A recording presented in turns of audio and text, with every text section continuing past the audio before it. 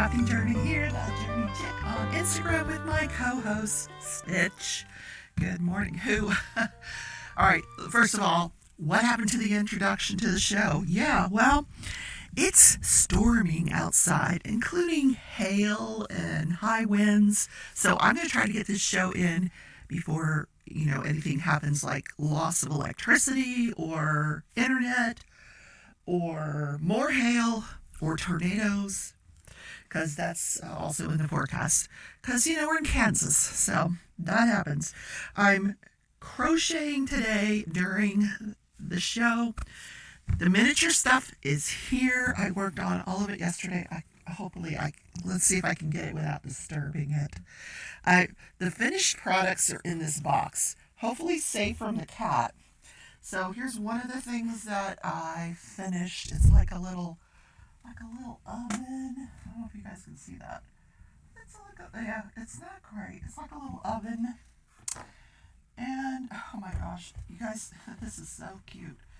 It's, I don't know if I can get it out of here without dropping it all.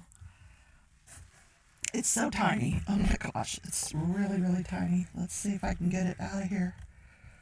So this is a tray of, oh my gosh, let me see I need it close up. A tray of fruit. There's little tiny pieces of fruit on this tray. So we'll put that back in there, and there's other stuff in there, but yeah.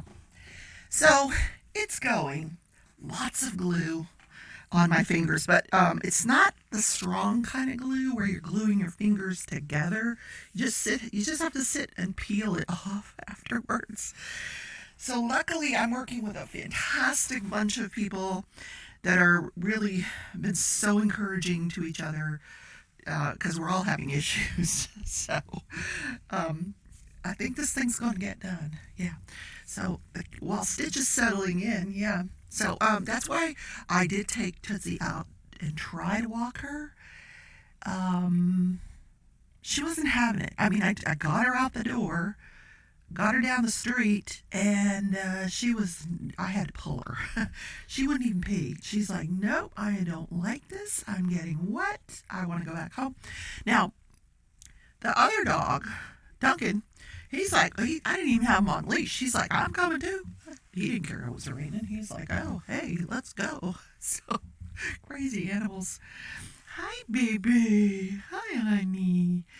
This one, so last night I went around, closed all the windows because everything, the house, we're in a very old house. The house was like expanding and contracting, and you hear windows banging. And so I closed everything up, put on the AC, because it was very, very humid, and I wanted to get some sleep. Well, that didn't really happen. I was up till 4 in the morning. My sister never went to bed because I had also closed the cat window so the cats wouldn't be out in the storm. Well, when she went out to smoke a cigarette, Stitch gets away. So this morning we're calling him, in the middle of this hail and everything. And he comes running out from under our shed in the back. And he was there, a little bit wet, but he came in, and now he's here with me. So we're going to have to take a nap today. I think I fixed the microphone issue. I hope. If not, this was like my last attempt, because I'm going to have to get a new microphone. If today's not good, we're going to get a new microphone, but I think we're good. I think we're okay. So I got a couple of things that are new that I need to mention that are breaking news. The first, we're going to go to Arkansas and Missouri. Again with the Missouri. The strangest things happen in Missouri. I'm just going to put that out there. Anyway, I'm sorry. One of my bestest friends lives in Missouri, and I love her to death. And I'm like, you need to move. Get out of Missouri. Okay, so we're going to go to Benton City, Arkansas, where on October 31st, Josh Willis reports his fiancée, who is 32 weeks pregnant with their child, missing. She's gone. He claims that, and I watched the interview of him, a very, very sweet guy, really, he's like trying to handle the 2-year-old. The missing person, her name is Ashley Bush, and she's in her 30s. She was trying to get a job that she could do from home. She had an 8-year-old, 7-year-old, and a 2-year-old from another father or fathers. I'm not sure about that. But she was married to someone else and was in the process of getting a divorce and was engaged to Josh Willis. So Josh explained that she was trying to get this job, and she met this woman online who called herself Lucy, and was setting up this job for her with this company. And he knew the name of the company, and she had gone for one interview and was going to go for a second interview. And he kept thinking this was kind of odd, the times that these interviews were set up for, but he thought she would be okay. So she goes off with this woman. They meet up. She meets up with this woman, Lucy, at the Handy Stop, which is like a convenience store, like a 7-Eleven or a Quick Stop, or I don't know what you guys have where what your location is. Someplace you could run in, get gas and then run in and buy a candy bar or a donut and a cup of coffee and run out. So at the Handy Stop. So she meets up with this lady there. They leave to go to the interview. She says, I'm going to meet you back. She actually calls him and says, I'm ready for you. Come pick me up. Come pick me up at the Handy Stop. This is on October 31st. So that afternoon, he's kind of suspicious of this whole thing. So he actually calls this company that Lucy supposedly worked for, and they never heard of her. Don't know who she is. And so he's very suspicious. So he goes to pick her up at the Handy Stop, and when he's on his way to the Handy Stop, he passes the vehicle that Lucy was in. Now, he doesn't recall seeing. He doesn't know if Ashley was in that vehicle or not. He just remembers seeing Lucy driving, and he thought, oh, she's going to the Handy Stop. Well, she passes the Handy Stop, keeps going, and he loses her. So he reports it to the police. He reports her missing. I'm not doing crochet, am I? He reports her missing, and the police take it very seriously. So they are right away. All of these, they're moved to action. They're trying to find her, and so yesterday there was a press conference, and the police said, we have found the body of Ashley Bush and her infant, named Valkyrie Grace Willis, little girl. They were found in Missouri in separate locations, and the officer mentioned that Ashley had sustained a gunshot wound. Now, there was no information about how the baby was delivered, nothing like that. Very, very strange. And they said they had 2 people in custody, Amber Waterman and her husband, Jamie Waterman, who live in a town called Jane, Missouri. And Amber had been posing as this woman, Lucy. They believe that to be a fictitious name that she was using. They have been charged federally with kidnapping that leads to murder, and will also be charged locally, but they haven't worked out the whole jurisdiction issue. Is the jurisdiction going to be in Arkansas, where she was kidnapped from, or is it going to be in Missouri, where the bodies were found? Anyway, she is deceased. She leaves behind these 3 young children with her fiance, Josh Willis, who seemed like a really sweet guy. He really did. Very, very loving, very concerned, and now probably very distraught over what has happened to his fiancée. They were found in separate locations. I don't know if I said that already. The baby was found on November 2nd. The body of Angela was found on November 3rd. Today is the 4th. So this was a news conference that was held yesterday afternoon to let everyone know that she has been found. It's such a sad ending to that tale. But, when and if this goes to trial, so far this couple has not been arraigned. At least not on state charges. And I don't know the bond situation. I just know they're being held in custody at this point. I'm not sure about all the charges, whether they're going to plead guilty, not guilty, But as the story progresses, I will try to keep you guys posted on it. Then we have the parents of Gabby Petito. I'm sure you guys remember the disappearance of Gabby Petito and Brian Laundrie. It was all over the news in 2021. Heartbreaking story where both these young people ended up dead. Gabby Petito was murdered. Brian Laundrie killed himself and was found in a swampy area in Florida. So these two had set out on a cross-country trip in a van that they had converted to live in. She was an influencer, according to her parents, a travel influencer. I didn't see much unless it was taken down. She had a YouTube channel. They had a YouTube channel. There wasn't much on it, to be honest with you. So the family yesterday had a news conference. The parents, the mother and father, they're now married to different people. So all four were there at the news conference. The father and mother have filed a $50 million lawsuit against the Moab Police Department, Moab, Utah.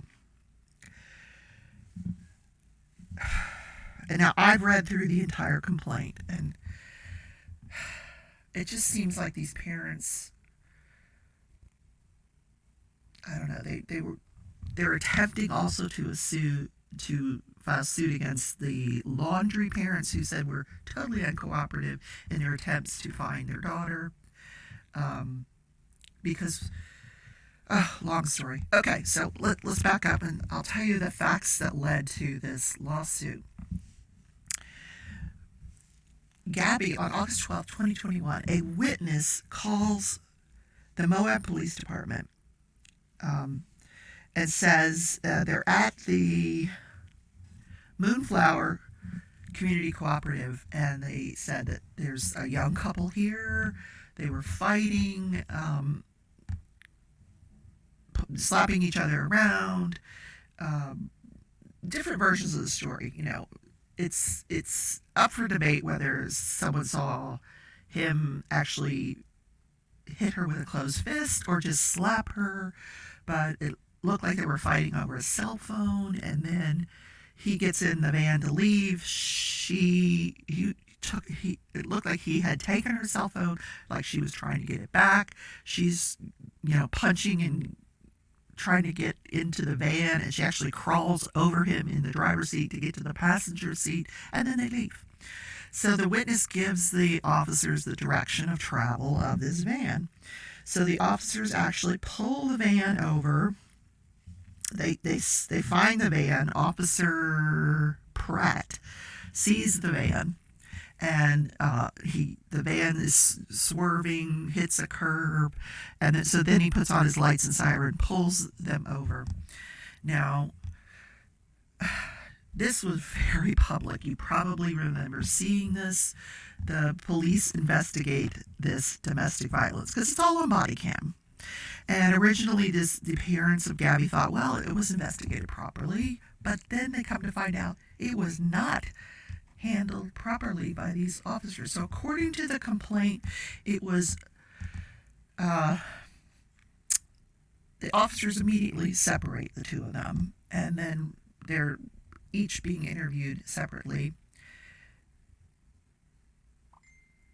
What the complaint says is that the officers egregiously misinterpreted Gabby's extreme emotional distress.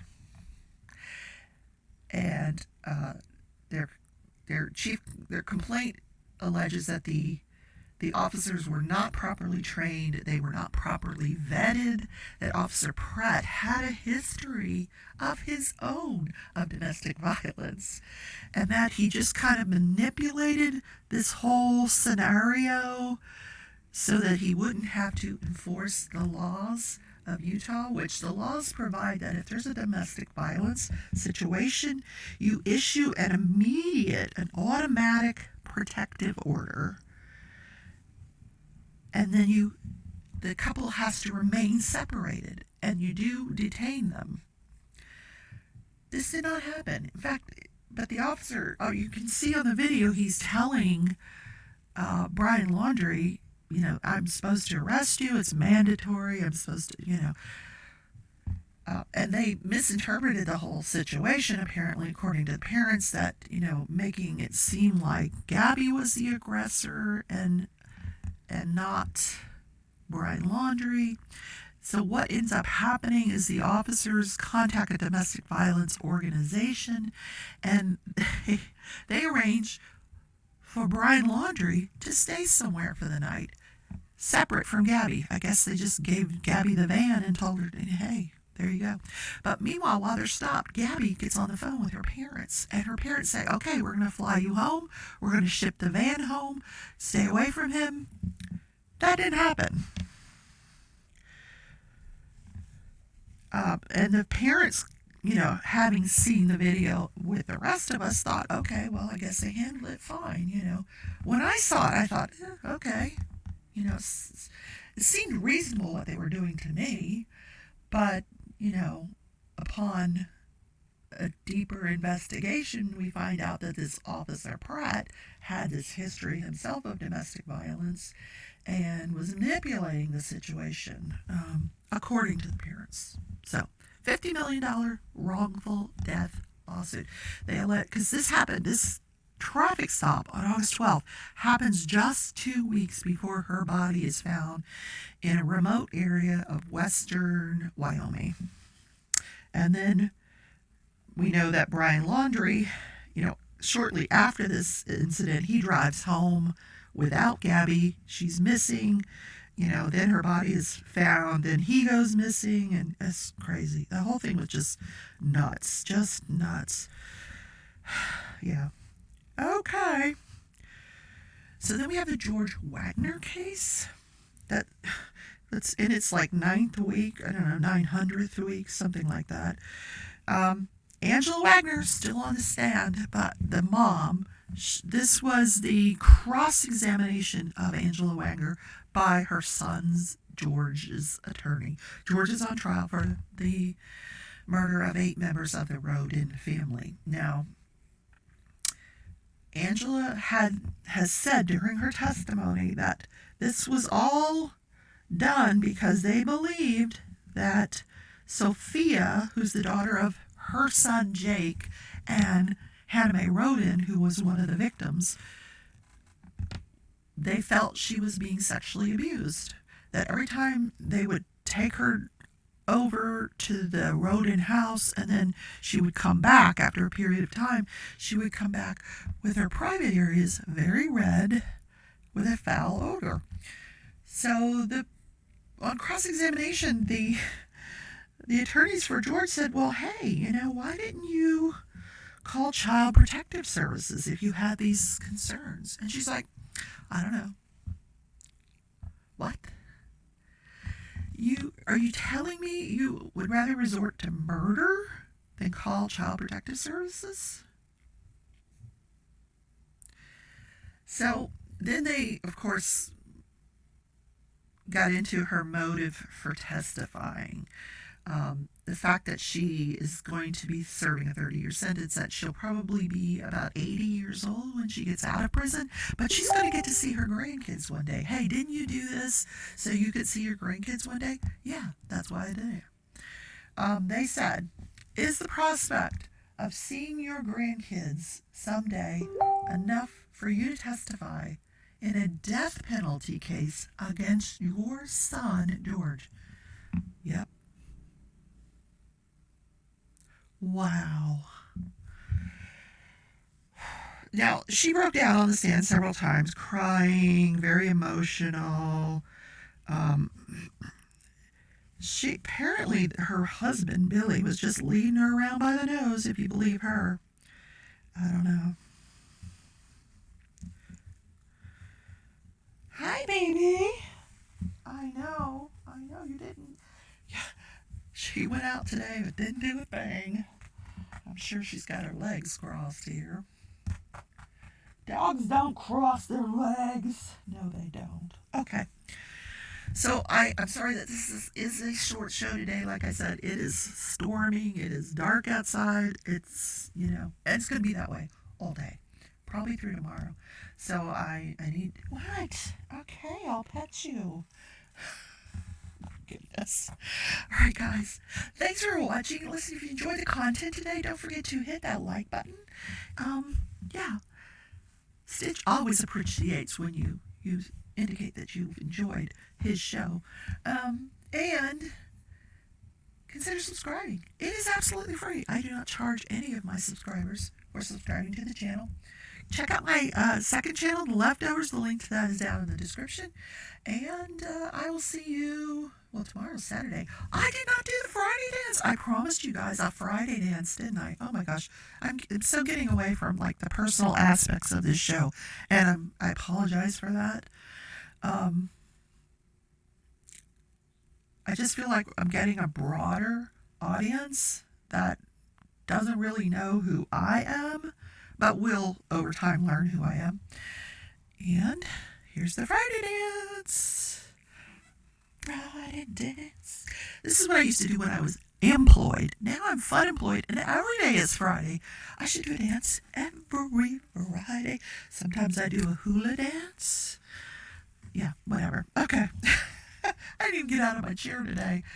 I'm tired. Like I said, I was up till 4 in the morning. Yeah, that's a whole nother story there. Anyway, I've got stuff that needs to go to the post office. That's not going to happen today because I'm not going out in this weather. Nope. I just had, in fact, right before I started the camera rolling, I placed that order for dog food yesterday and cat food. The delivery driver pulls up in this storm, drops the box on the front porch steps, but doesn't even push it to the dry area of the front porch steps. Just crazy. So, of course, I anticipated this, so I ran out there and rescued the box so it doesn't get all wet. Okay, that's the show for today. I will see you guys on Monday. So let me tell you what the lineup for this weekend is. Sunday, I will be live at 11 a.m. Central Standard Time. And it's just a chit-chat, general chit-chat. And Sunday night at 6:30, I will be streaming Disney's Dreamlight Valley for the gamers out there that like the game and want to watch. And then I will see you guys on Monday in Corrupting and Crime Daily. Bye.